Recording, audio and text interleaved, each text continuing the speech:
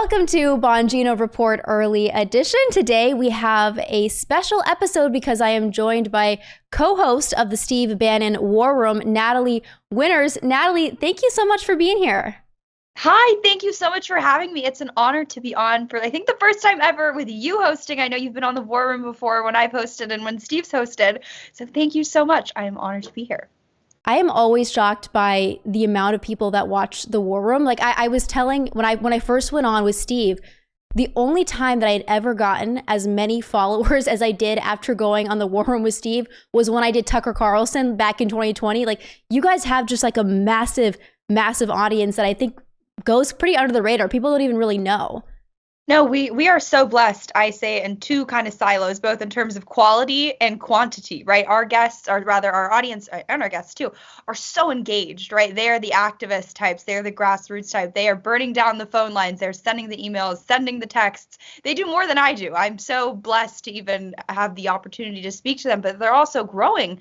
I mean, every day, I think it's reflected, right? And obviously Trump's overwhelming victory, but it's not just people who are, I think, politically engaged. I think that's sort of the brilliance of Steve and what I call Bannonism, right? It brings in people from all walks of life, whether it's because they're really passionate about ending the forever wars or just their lived experience as an American worker who's been overlooked in favor of, an H-1B or an H-2B visa recipient. It really, I think, speaks to that. And of course, I guess we got to credit a little bit all the fact checkers, the, cliche Streisand effect. I think we're probably one of the most censored shows out there. So somehow, paradoxically, in this wonderful country that we live in, I guess that lends you to a lot more eyeballs on your show. And of course, with the brilliance of Steve at the helm, you're always going to get a good product.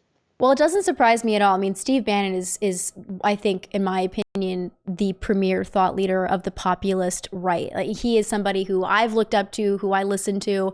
And even, I mean, when you're hosting as well, Natalie, you guys are both amazing thought leaders. So all of you listening, check out the War Room. But I don't know if a lot of people know that you and I both went to the University of Chicago. So I don't know if you remember this, Natalie, but we did briefly meet before a CR's meeting. It was like the fall. It was like late 2019, early 2020, before lockdowns. I never went back to a meeting, but I remember briefly seeing you at this college Republicans meeting at the University of Chicago. I think before you were writing for the National Pulse, before I had ever had a published article ever. I was not in journalism. I was just a regular student, and we met.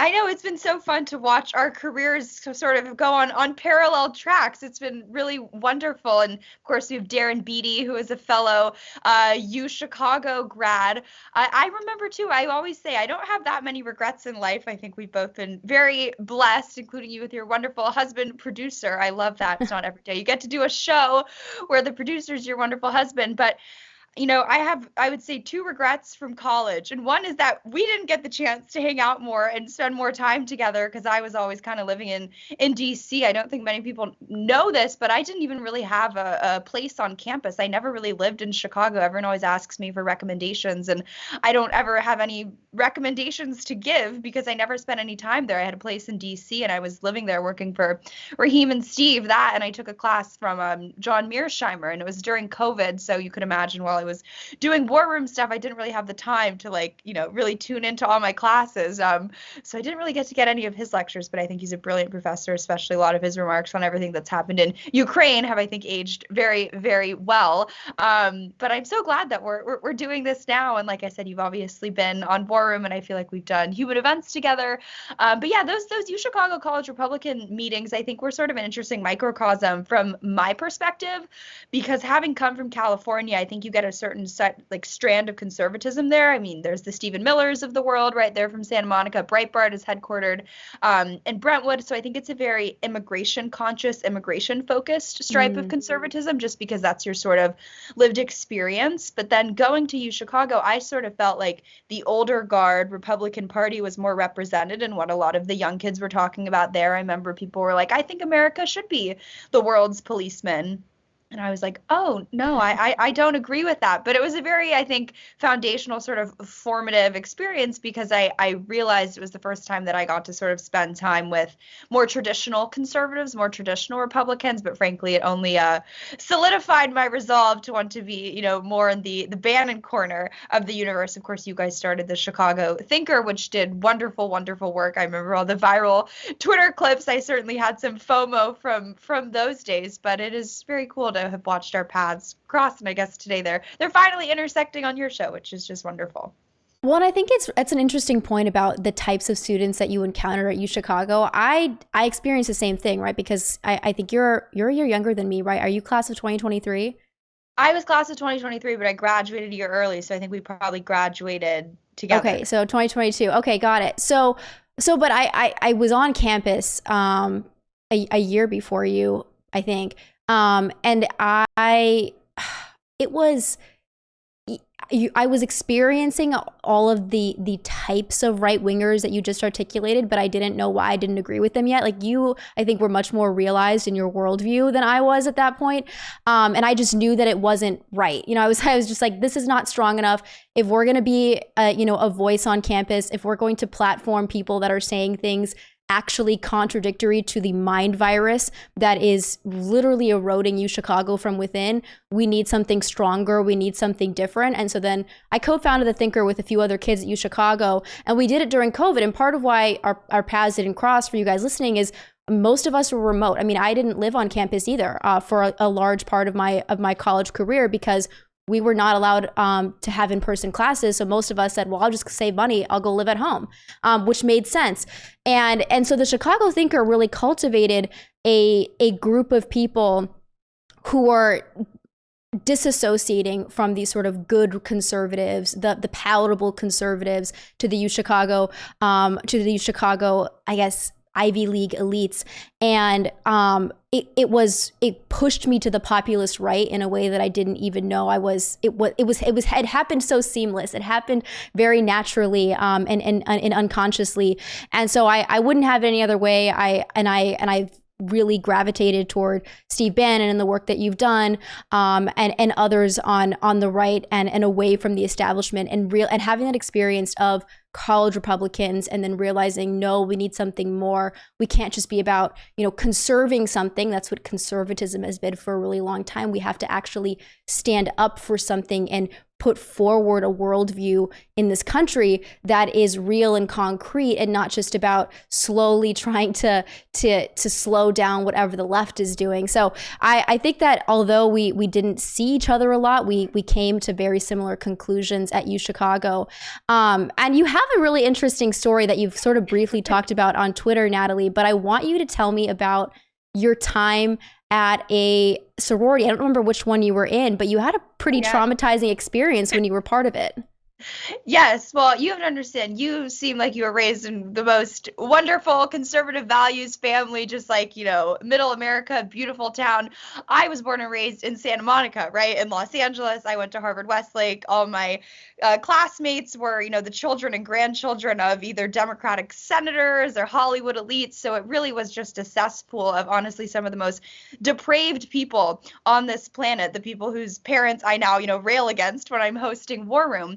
But I was in 10th grade in 2016, so I had already started getting kind of the brunt of like, oh, you support Trump, or you're even, Trump curious, right? However you want to classify it. I had teachers threatening to beat me up. It was totally insane. Goodness. I had made a comment saying like, I'm not a feminist, and they literally called, I'm not kidding, an emergency meeting for all the quote unquote affinity groups. So the like feminist groups, the like gay group, the Hispanic group, sorry, Latinx group, like the black group, because apparently what I said was so, sacrilegious. So they had to have an emergency safe space meeting. But I think the brilliance of that, and why I'm so, so grateful for the upbringing that I had, was that I really got to understand, for lack of a better word, I know we're not allowed to say it these days, but the enemy, right? The enemy within. And that was something that I think really led to my political maturation, right?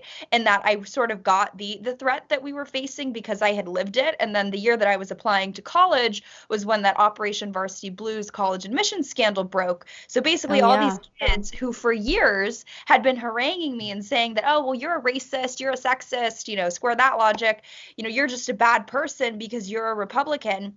They had been secretly paying millions of dollars, right, to get their underperforming children into these sort of, very credentialed institutions. So I just sort of saw in that moment, first of all, just the immorality, and you can have a debate on whether or not, rich families can pay to get their kids into school, but just sort of, holding that in the same sentence, that the idea that I was an evil person because I thought we should have secure borders, that I thought affirmative action wasn't a good policy. It was a very crystallizing moment in my political formation. So then flash forward to UChicago, right? It was sort of seeing that play out just on a much larger stage. And then, of course, you introduce the international elements. I had some interesting interactions, I think, frankly, with Chinese students who I think were probably in some capacity involved with the Chinese Students and Scholars Association, which is more of the like espionage arm. The Confucius Institute is more the, propaganda, soft culture, warfare stuff. But in an attempt, because the summer before I matriculated into UChicago, I had started interning for Raheem. And I always joke that it was like I was returning to civilian life when I actually started UChicago. I was out of politics, but I was still working for him, but I was, living on campus. And, while I was there, I was like, I'm going to try to have a social life. I'm going to try to be normal. So I'm going to rush. I'm going to join Delta Gamma. I was like a fourth generation legacy type. So I was like, that should be easy enough. I later found out that my actual first choice of a sorority, a girl from my high school, had told all the leadership there, don't accept her because like she's going to cause waves, she's going to start problems. And I was like, well, that's clairvoyant, I guess. But I was a member, so I rushed whenever I get in, and I was in it for probably like 2 or 3 days. Probably thought I was going to say months or weeks, but days. It was like 48 hours. And I get a bizarre email. And it was from our national representative, the chapter president, and the not HR liaison, but like just sort of, member dues person. And they're like, hey, we received a complaint that you were transphobic. And I'm like, call me like anti-CCP. Maybe some of my Twitter humor is like a little edgy, but like I didn't really dabble that much in the culture stuff. So I was like, where are they getting this from? So I read the report, and they had found a tweet. This was, I guess, 2020, 2019. It was during the Democratic primary. CNN was doing a town hall, and some crazy deranged lunatic was asking, I guess it probably would have been like Anderson Cooper or something, a question. And the person like melts down. They're glitching out, and I had quote tweeted it with the clown emoji. And apparently the person was trans. So that was my big sin, my original sin as a DG member. And they're like, you're transphobic. So I had to go. It was in a secret soundproof room in the UChicago library, the main one in like the middle of campus. I don't even know what it's called because I spent so few minutes like there. But I walk in, and it's me, the national representative of DG, the chapter president, like 2 or 3 other people, like the whole, I didn't even know their names, right? I had just joined.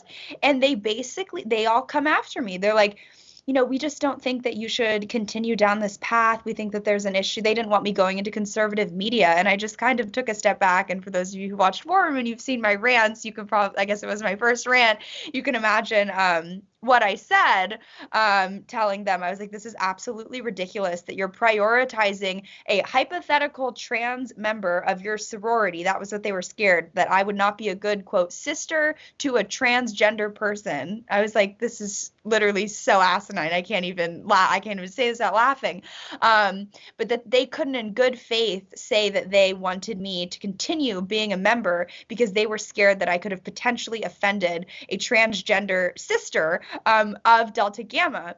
So I was already sort of out of it because I wanted to move back to DC anyways. So I told them that was just absolutely ridiculous, that I was such an affront to, I think, UChicago's purported defense of free speech. And I told them that I would be resigning. I didn't want to be a part of an entity that like didn't support the values that I did. Not saying they had to proselytize conservative values, but they should at least defend my right to say what I wanted. And I was like, you know what? I think you will get this joke out of anyone. It's not even like the frat parties were that great. Honestly, the guys were No, not they cute. weren't. And the sororities were pretty weird anyways. So I was like, it's not a match. How about this? I'll go and start working for Steve Bannon and become the co-host of his show. So Well, listen, I think that was a better call. And I will say, I mean, I do remember that there was a push to like get a transgender to join one of the sororities at this time. There wasn't one. There was a hypothetical transgender that they were referring to because there were no transgenders part of any UChicago sororities. So I had a really similar experience. So I tried to join Theta. I don't remember the full name of that sorority, but Alpha Theta, I think. yes. Okay. So I tried to join because my roommate was part of Theta, and so I had missed Rush, but after Rush, obviously they have more spots because some girls will take a different spot or they'll drop completely. So there's some openings, and they had some openings, and I decided to like do the second rush, which is just like where they sort of pick like 4 girls for the 4 spots.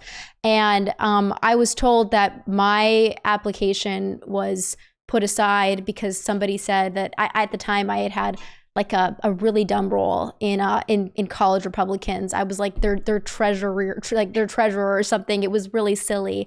And they said that, oh, well, I don't align with their values because I said that I was a part of CRs at the time. And so then I wasn't allowed in, and I was fine with that. And I do feel like I found my own community at UChicago around the Chicago thinker.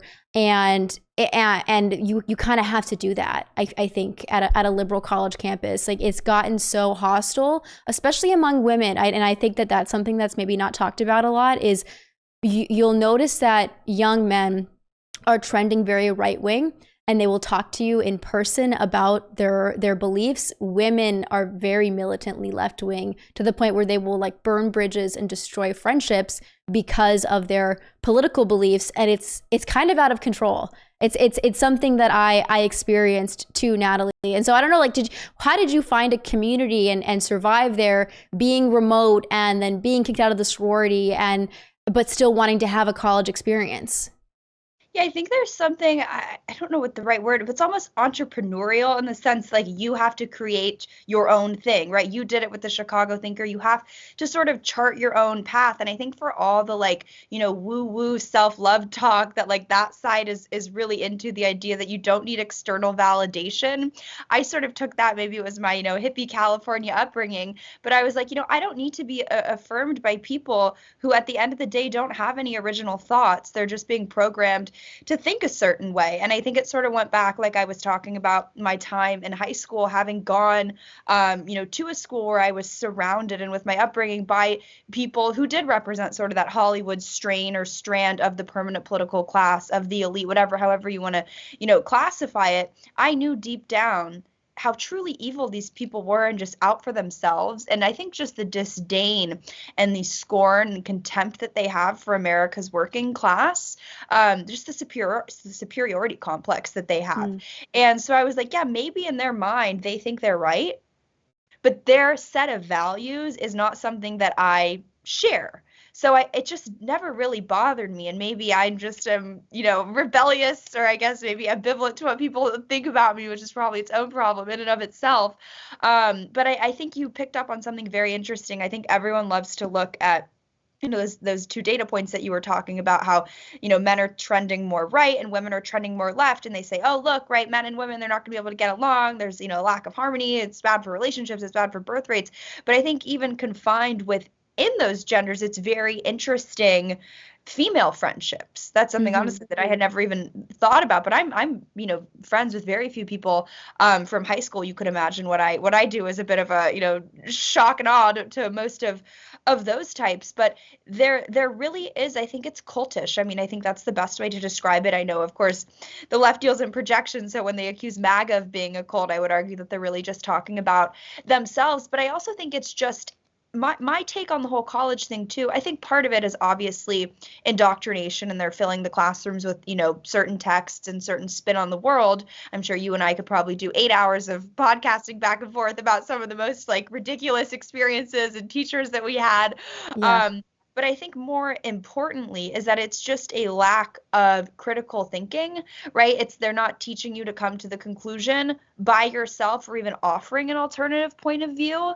And I think that people are so seldom exposed then to a conservative, to a Republican. That was certainly my experience in high school, that you sort of get typecast as this like, radical right winger. They're like, oh, well, if she's a treasurer loosely affiliated with the Republican Club, then she must be crazy, right? So they don't know how to like deal with it. And then I'm sure you and even your viewers probably feel the same way. Then when you find yourself right in a scenario where you're one of the few token Republicans, people treat you like a zoo animal, right? You're like an elephant in a cage, and they ask you all these questions and you have to, but I guess it's like Darwinian in terms of argumentation, because that's why I think college campus conservatives are like the hardest people to debate, right? Because they're so well versed, they're so well educated, because every day you're basically, being threatened your whole existence because no one wants to ever throw you a bone, right? They can just be like, well, I think this is true because I feel this way, but you have to cite this study and that study and have read all the books and do all that. But I truly wouldn't have it any other way, and I think you probably feel the same way. It's I think a wonderful thing to be able to look back on, and whether it was during COVID times or just more generally, that you and I, and I'm sure most of your viewers, like we got it and we think for ourselves. And I think that is something that is so cool. And I don't care all the mainstream culture, all the degenerate things that they push. I think there's nothing cooler than actually being, for lack of a better word, a free thinker. Yeah, and Natalie, I think there's so much stigma around being a brave person on a college campus. I mean, because you're young, right? And you go there, you're 18 years old. You want to fit in, you want to make friends, you don't want to stigmatize yourself immediately when you get there. And that's what I did when I first got to campus. I joined CRs, which was like the most edgy thing I did, which I would say is like a little like controlled opposition on a mini scale on a college campus. And then I got canceled. And a lot of my viewers know about this, but I was part of this IOP initiative, which is UChicago's Institute of Politics. It was at the time run by David Axelrod, who was, of course, Obama's former chief advisor. And I basically made an anti-socialism statement for the IOP. I got mega canceled. It was people saying that I don't deserve to be on campus, I don't deserve to vote. There were like tons of memes about me. I got eventually a death threat, and I had to like get law enforcement involved. And it was really overwhelming. And I like broke down in tears because I had never had an experience like that before. You had it in high school. I had it as a sophomore in college, and it was shocking. And my response, instead of to like cower in fear, was to write an op-ed about it, the first op-ed I'd ever written, to then co-found the Chicago Thinker.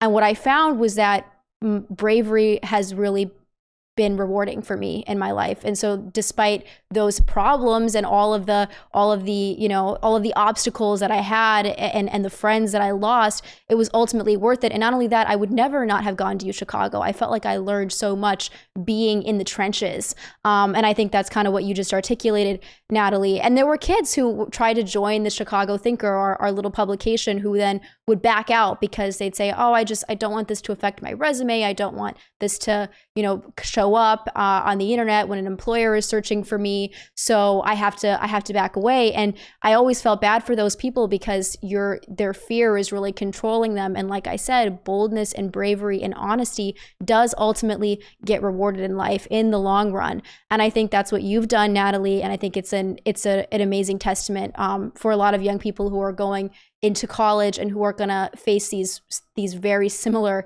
situations. Something that you said recently, I want to move away from college because I could talk about it forever with you, but something that you said recently that it almost made me take a step back. I was, again, this is Natalie being brave. You were talking, it's true. I'm going to ask you about it. You were talking about of course, our mass immigration issue. And it was a Daily Wire interview that you did where you actually suggested that we need to mass denaturalize people.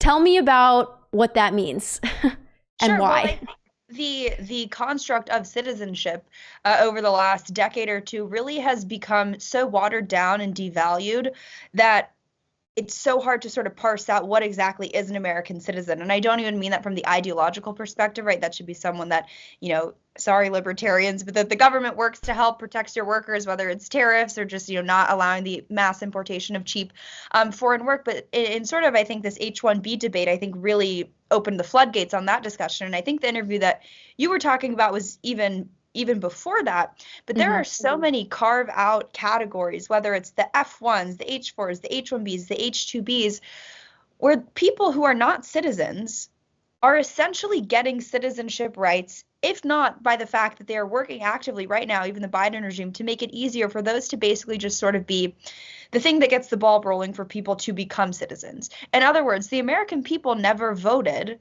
right, to mass basically import the third world. And that's what it is. When you look at who is coming into this country, it used to be more or less the best and brightest in smaller quantities. And there were on periods and off periods, and you were allowed to assimilate people.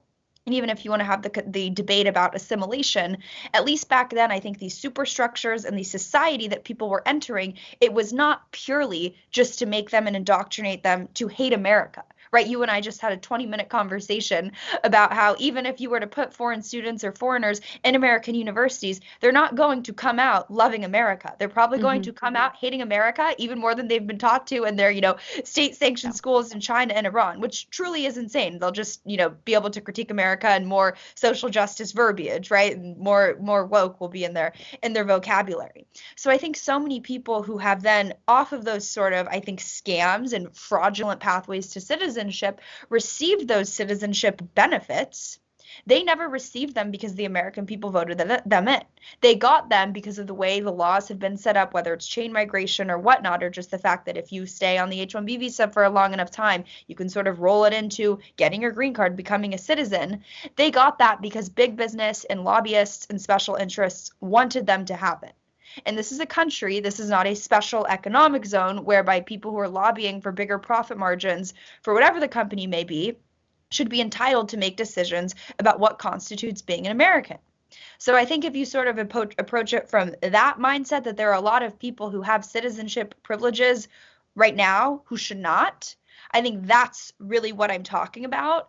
And I think that the immigration conversation has sort of strayed so far away, right? The H-1B issue is a drop in the bucket. And they love to always say, oh, well, we need to import the best and brightest. I encourage, if your audience is interested in this issue, there's a wonderful book by John Miano and Michelle Malkin called Sold Out. And it goes through chapter and verse, sort of I've read it. It's great. It's a wonderful book. And in the same way that this audience, they've tried to pull a fast one on us about the efficacy of, COVID vaccines or elections or the Ukraine war, right? All the lies that they have told us, this myth that we need to keep importing. Frankly, the third world, unqualified people, when you look at the way they amortize it, you're talking about only 6%, I think, of all the H-1B people are in the top 1% upper echelon of skills. The overwhelming majority are the bottom rung. The over half, I think it's like 83%, are making less than the average wage of American tech workers.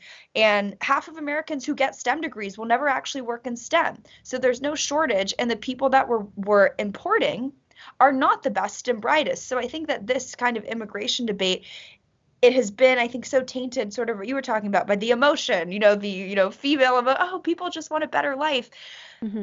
But they've weaponized that against the American people to make us think that the rational position is, well, we should be importing the best and brightest. Well, we can import a few geniuses every now and then, but that's not what the policy is. And they're working overtime to make it even worse for the American citizen. So I think my comments on that front just come from the idea that citizenship should be something that is handed out to people who enrich this country. And I think that bar, that threshold, is so extremely high that I think the majority of people who've received it as of late, especially under the Biden regime, are not deserving of it. And we're being told that all of the people who we need to bring in, who are apparently so much more able and high IQ than regular Americans, are from the third world, and it just so happens that those people are very cheap in labor, and it's not a coincidence. And you see people pushing for this that we, maybe a few weeks ago, right before Christmas, you were like, these are our friends. Elon Musk, I don't think anybody can deny that Elon Musk helped Donald Trump win this election. Perhaps he was a deciding factor just by the fact that he bought Twitter and created a space for genuine free expression, at least for a time. I don't know about anymore, but for a time there was. And I think it's been really difficult for people to understand Elon in the wake of his H-1B stance. How do you think the political right should handle someone like Elon Musk, who we're grateful to, but who many of us on the America First side really disagree with on this issue that's not just a dividing issue or a psyop, it is the issue, right? It's mass immigration, it's the identity of this country. Yeah, I would cede absolutely no ground. And look, I understand that they gave a lot of money, and I think MAGA is super appreciative and grateful of that. But that doesn't give you the chance to then co-opt the movement and dictate the policies, right? You can have a seat at the table, but then make the case, right, for H-1B visas. But let's make the case with full transparency. Let's get the data out there. And the reason why you understand how the media works, right? If they had these sob stories, they would every night on Choose Your Outlet, they'd be highlighting, oh, this H-1B person created all the jobs, oh, this person did all that. But they're not doing that because it's not a winnable issue. And at the end of the day, I think it just comes to sort of a different construct of what it means to be an American, what the relationship between a citizen and the government should be. And I think that in tech world, I think it's just a little bit different, right? They're transhumanists. I think it's sort of a shotgun marriage, right? That's how I would describe it. I think we're all united during the election because we had a common enemy, right? And that was Joe Biden, and it was the Democratic establishment, it was the Democratic Party, and to some extent the Republican establishment. But I do think our side, I think we do like to get into fights, right? I think that's sort of our MO, and I think now that we did so well in the election, thank God. But I think there's sort of that, desire, that drive to sort of, you're looking for something, right? Everyone's always sort of on attack. But I fundamentally think that this is not an issue that we can compromise on, because it is the thing itself, I think, in two ways. One, it is the sovereignty citizenship issue, right? It really, I think, begets the question of what does it mean to be an American citizen, right? To be an American citizen, you shouldn't have your government actively working to discriminate against you, to rob you of your livelihoods and make you live essentially a death of despair, treat you like roadkill, right? Where you have to train your replacement from your government sanctioned imported, Indian replacement worker, which is statistically what it's going to be, right? Yeah. When they're not more qualified than you. And I think too, sort of what I was talking about with the transhumanism stuff, I think it sort of gets, and this is maybe a little more abstract and my California woo-woo is coming out. But I think it also just gets to different conceptions and conceptualizations of humanity, in the sense that I think the tech bro mindset loves the idea of, terraforming and creating humanity, creating mankind, not in the image of God, but in their image, right? That's what transhumanism is, right? The Brian Johnsons of the world, the people who want to live forever. And I think that what they're trying to do is sort of terraform this country into like a work colony where all they care about is productivity. And I think that right there is sort of the debate. I don't know about you. I would rather live in an America where I can walk down the street and feel safe and look around and feel like I live in America and not like I live in another country, which if I wanted to live there, I would go and live there. And maybe it's worth, I don't know, maybe my, DoorDash delivery will arrive 15 minutes later. I would rather bring back what this country was founded on, right? The founding fathers' vision of communities and platoons and just kinship and everyone coming together. And I don't think that, getting something delivered quicker or having an Amazon hub this much closer to your neighborhood or having some tech company that, by the way, all they're really doing is working to censor you and accuse you of spreading misinformation, right? I'm so glad we're importing the best of the brightest from cultures that don't respect free speech to really make sure that they can censor you with the utmost skill, because that's essentially what's happening, right? That's what's going on. So I think it's a question of trade-offs. And like I said, it's so muddled because they have so much money. We were talking about, there's so many just weird lobbying campaigns going on. And I just would caution your audience, do not believe what you see, everything you see on Twitter when people are posting clips of, oh, wow, Mark Zuckerberg, wow, he's so MAGA. Yeah, well, if you think Mark Zuckerberg is MAGA, then I think if a hooker told you they love you, you'd believe that too. He is not MAGA, and I think we need to be very cautious of people like him, because you know what, Evita, they lack what you were just talking about is the courage that you and I, even at age 19 and 20, had to stand in the breach when we were getting death threats and being attacked and at threat of losing our entire social life and our relationships and our careers and our reputation at age 19. For me, it was 18.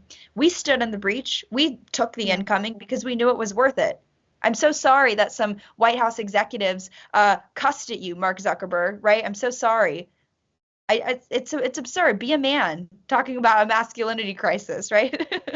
Yeah, I mean, you heard him on Joe Rogan complaining about how he's being bullied, and they were screaming at my staff. It's like, I'm sorry, sir, you're like one of the most wealthy, powerful men in the entire world. If you really cared about free expression, it would be very easy for you to take a principled stand. I mean, Elon Musk did it. To his credit, Elon Musk did do that.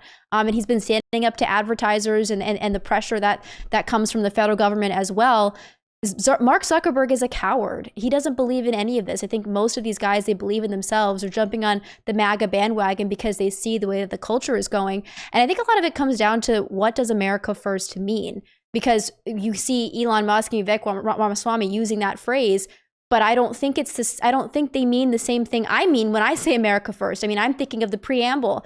The general welfare of the American people, provide for the common defense, the general welfare, and I don't see that. I don't see them taking on that same ideal. And Natalie, a critique that we've been seeing from specifically Vivek, but echoed by others, is that American culture is deficient. And we just spent, like you said, 20 minutes talking about how college campuses are poisoned, how they're spewing out these, miniature Marxists who hate this country. That's true. At the same time, I don't like that as an excuse for why we need to import cheap labor. How would you respond to someone like Vivek saying, well, you guys watch cartoons too long and you like Saved by the Bell, and therefore we need more Indians in this country? Yeah, well, look, I think that it's sort of an interesting proposition, because I would argue that it really is sort of the, Zuckerberg, Soros tier left-wing activist groups that have been funding these universities, sort of pushing this agenda just subversively on the culture more broadly. So, right, they create the problem and then they get to benefit from it. Essentially, they get to say, look at the cultural, disaster we've created. Now, as a result of that, we have to now import a new, entire basically country of people. I guess it sort of sounds like COVID-19 and the pandemic, right? Yeah. The people who are supposed to prevent it suddenly are now profiting off of it. But again, I think just at face value, I would sort of reject Vivek's proposition and proposal in the sense that, if you look at America, again, what you were talking about, how you conceive of America, if you conceive of it as a special economic zone where the only thing that is important is GDP and productivity and having, a bunch of Fortune 500 companies and, being really, really successful, then I guess you're right.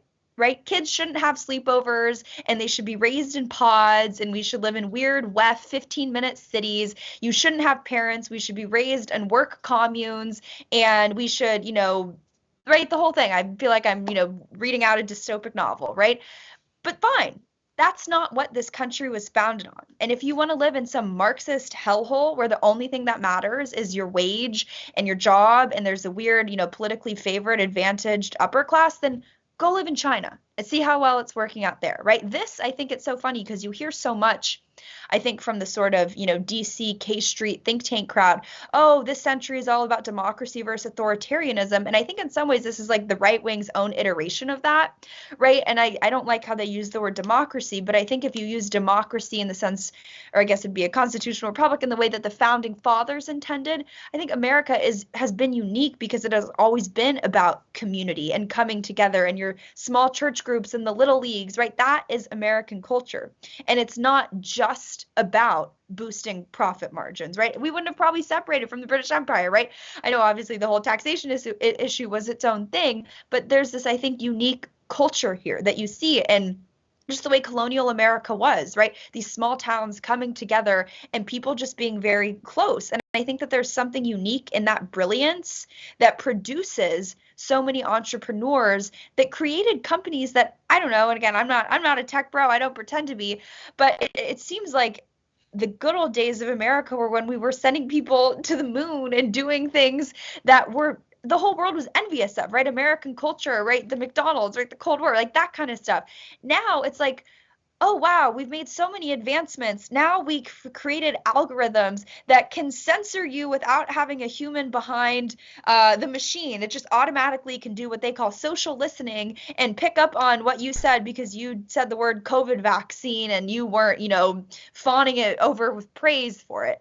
So I just think that the innovation that we've sort of seen isn't really innovation. Again, I guess I just always push back on the framing of everything that I receive, but I don't think that Vivek is necessarily right. Not to say that there haven't been wonderful innovations, but I think also look at what our exports have been culturally. It's, the drag queen shows and transgenderism and the companies, it's censorship and it's misinformation and weird Atlantic Council think tanks and coups and color revolutions. And now they're coming back to bite us, right? With people like Norm Eisen, they're waging their color revolution here.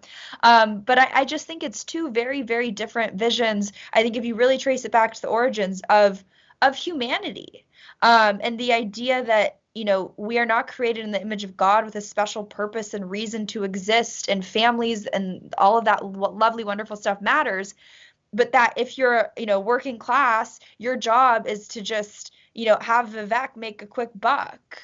I think it's very backwards, and I think they hide behind their large sums of money and their big vocabulary, which I guess I love me a big vocabulary, but I don't think that they're right. And even if they were right on the merits, I don't think that that's what America was founded on. So if you want to do that, then fine, do it somewhere else, do it in a country that's founded on those values. But I don't see anywhere really in our founding documents the idea that like humanity and mankind is not something special, right? The pursuit of happiness. It's not the pursuit of wages and the pursuit of, being a, tech slave where you live in a pod doing nothing. I think that they've sort of overlooked that.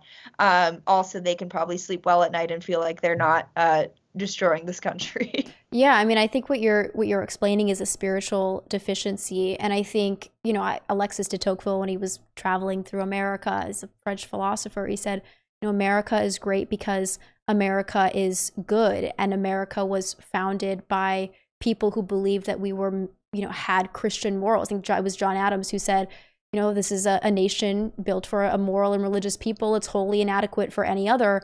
And we've really lost that. And I don't think it's American identity and culture that's the problem. And you listed all of the amazing things that America has done and provided the world in its heyday. And actually, it's the destruction of American culture and identity that has poisoned us and poisoned all of our exports as well, right? The color revolutions and the forever wars. And I think you're right that it is about who we are as a people being a positive thing, and that immigration actually is, the mass immigration is what's deteriorating and destroying all of the things that made us great. And so then for Vivek and Elon and all these other tech bros to say, oh, the solution is to bring in more people who are then furthering the destruction of the identity and creating the problem is so, I think, ironic and should be so obviously wrong to a lot of people. And unfortunately, we just have to keep explaining this. But Natalie, I want to be respectful of your time. I really appreciate all of your insights on everything from college campuses to the H-1B visa debate. Where can people go to follow you? Well, thank you so much for having me on. Promise that next time I host War Room, you will come on as my guest. I don't know, we can do some of the UChicago stuff. I think my audience is probably like, oh, enough with the sorority transgender story. But you can find me, Natalie G. Winters, on Twitter, Instagram. I have a Facebook. I'll probably be banned on all of them after this interview. But really, Evita, thank you so much for having me on. It's been so cool to watch our careers both kind of take off, and I know firsthand, I'm sure so many members of your audience do too, how hard it can be when you have to stand in the breach. But for what it's worth, you have more courage than Mark Zuckerberg, so that has to mean something. Well, you do too, Natalie, and you guys should all go follow her. Her work is amazing. Thank you so much for being here. For all of you listening, drop a comment. Let me know if you enjoyed this episode. And with that, I will see you all next time.